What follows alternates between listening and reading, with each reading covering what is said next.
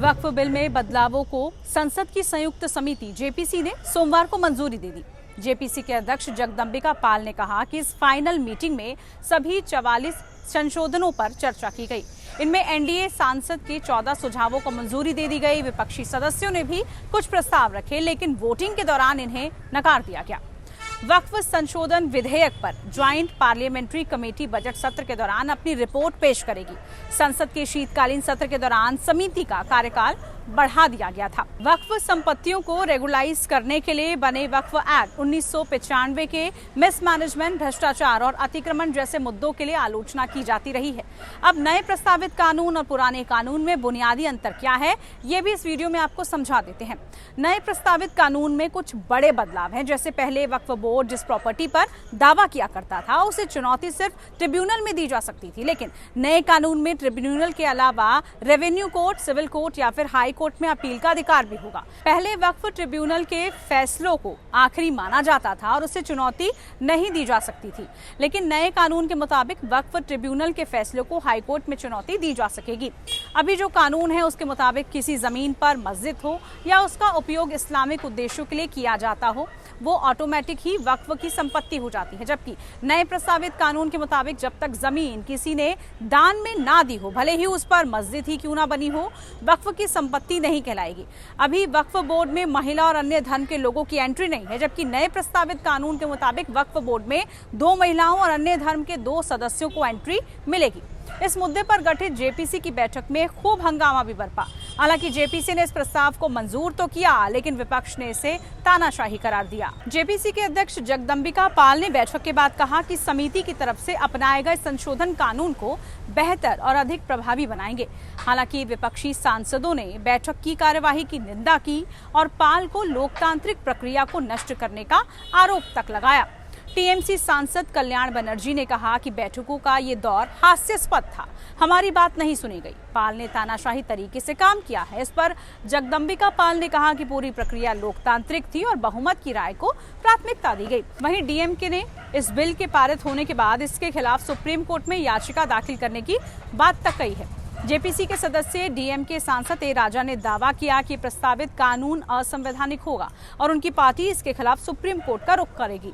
समिति में किए गए तर्क और प्रस्तुत किए गए दस्तावेज इस कानून को चुनौती देने में मदद करेंगे। ए राजा ने कहा कि बीजेपी सांसद जगदंबिका पाल ने समिति की कार्यवाही अपनी मर्जी से चलाई। उन्होंने इस प्रक्रिया का मजाक बना दिया। मुझे लगता है कि रिपोर्ट भी पहले से ही तैयार की गई होगी। जेपीसी की 24 जनवरी को दिल्ली में हुई बैठक में विपक्षी सदस्यों ने हंगामा किया था। उन्होंने दावा किया कि उन्हें ड्राफ्ट में प्रस्तावित बदलावों पर रिसर्च के लिए पर्याप्त समय तक नहीं दिया गया।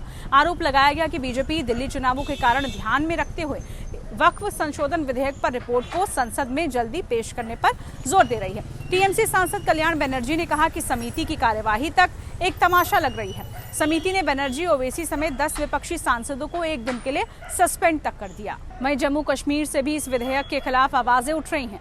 24 जनवरी की बैठक के बाद जम्मू कश्मीर के हुर्रियत नेता मीरवाइज उमर फारूक ने कहा कि नए कानून में कलेक्टर को मनमानी शक्तियां दी गई हैं। आदेश देकर और रेवेन्यू रिकॉर्ड्स में दर्ज एंट्रीज को बदलकर वक्फ प्रॉपर्टीज को सरकारी प्रॉपर्टी दर्शाने का पूरा अधिकार दिया गया है।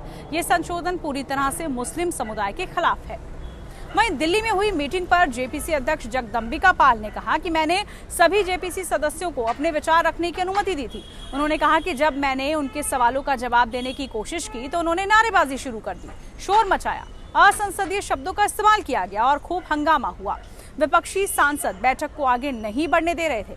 उन्होंने लोकतंत्र को कमजोर करने की कोशिश की। बैठक की कार्रवाई को रोकना उनकी रणनीति का हिस्सा है और वो नहीं चाहते हैं कि रिपोर्ट पेश की जाए। वहीं ज्वाइंट पार्लियामेंट्री कमेटी वक्फ संशोधन विधेयक पर अपनी रिपोर्ट बजट सत्र के दौरान पेश करेगी। संसद का बजट सत्र 31 जनवरी से शुरू होकर 4 अप्रैल तक चलेगा। सेंट्रल बजट 1 फरवरी को पेश किया जाएगा।